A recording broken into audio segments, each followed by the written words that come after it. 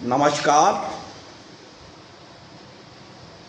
आज हम भारत मानव अधिकार सेवा सुरक्षा संगठन के एक राष्ट्रीय कार्यालय में मौजूद हैं।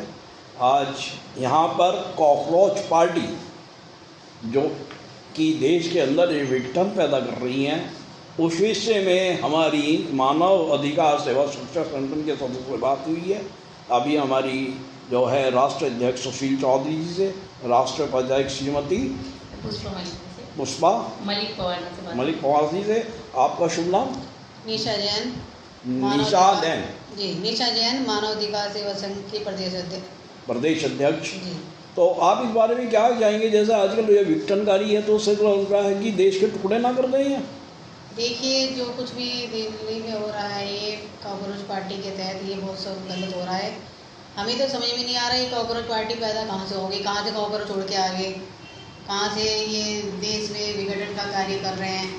एक मुद्दा बना लिया है नेट की परीक्षा को लेके, और नेट की परीक्षा के आधार पर ही हमारी सरकार को बदनाम किया जा रहा है, हमारे माननीय प्रधानमंत्री मोदी जी को बदनाम किया जा रहा है, हमारी सभ्यता को बदनाम किया जा रहा है, हमारी माता सीता की सभ्यता को बदनाम किया जा रहा है, उनके बलिदान को बदनाम किया जा रहा है। सिर्फ एक राजनीति रोटियां सेकी जा रही हैं, वहाँ पर विद्यार्थियों के बारे में कुछ नहीं सोचा जा रहा। वहाँ तो सिर्फ एक राजनीति रोटियां सेकी जा रही हैं कि हाँ भाई, मैं इससे आगे हूँ, मैं इससे आगे हूँ। कभी वहाँ पे कोई नेता पहुँच जाता है, कभी चंद्रशेखर पहुँच जाता है, कभी आम आदमी पार्टी पहुँच जाती है। बस वहाँ ये नहीं सोच रहे हैं कि बच्चों का भविष्य क्या होगा, आने वाले बच्चों का भविष्य क्या होगा। इन्हें बेवकूफ़ों को ये नहीं पता है कि ये बच्चे जो परीक्षा दे रहे हैं, परीक्षा की तैयारी कर रहे हैं, ये हमारे देश का भविष्य हैं, ये आने वाले हमारे देश का कल हैं, जो हमारे देश को आगे बढ़ाएंगे, देश का उद्धार करेंगे, देश की उन्नति में सहायक होंगे। लेकिन कोई नहीं समझ पा रहा है, सब ये सोच रहे हैं हम अपनी राजनीति रोटियां सेकें, अपनी कुर्सी को पाएं, पर कुर्सी को छीनने के चक्कर में राजनीति कर रहे हैं और कुछ नहीं है। क्या इसमें वो नहीं लगता आपको विदेशी ताकतों का हाथ? हाँ जी, विदेशी ताकतों का हाथ इसमें है, 101% है।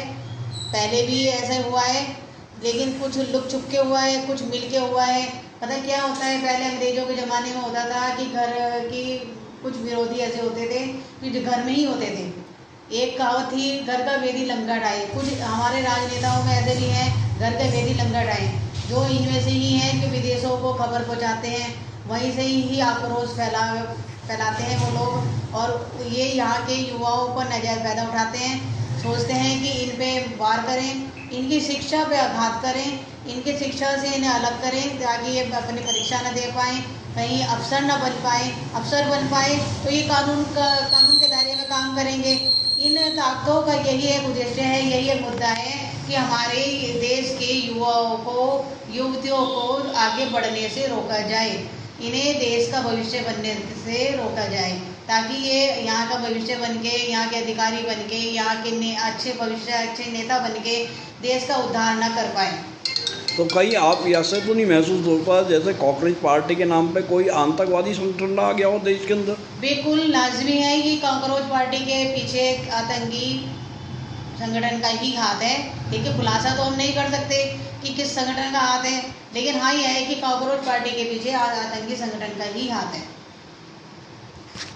धन्यवाद आपका कि आपने आज हमें चैनल के माध्यम से एक अवगत कराया है देश के बारे में। इसके लिए आपका बहुत बहुत धन्यवाद।